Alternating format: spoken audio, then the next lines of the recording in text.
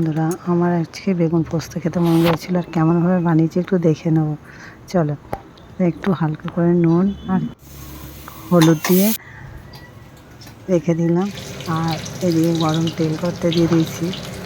আর বেগুনগুলোকে ওই তেলেতে ভালো করে ভাজবো, মানে ল্যাদ ল্যাদ না করে যেন ঝরঝরে থাকে। আর টমেটোটাও দিয়ে দিয়েছি। তো দেখো বেগুন ভাজাটা কেমন হচ্ছে। যেহেতু বেগুন পোস্ত খেতে মনে যাচ্ছে, দেখো পুরো ভিডিওটা, আশা করি ভালো লাগবে। বেগুন পোস্তটা আমার দেখো বাটা হয়ে গেছে, আর পোস্তটা দিয়েও দিয়েছি।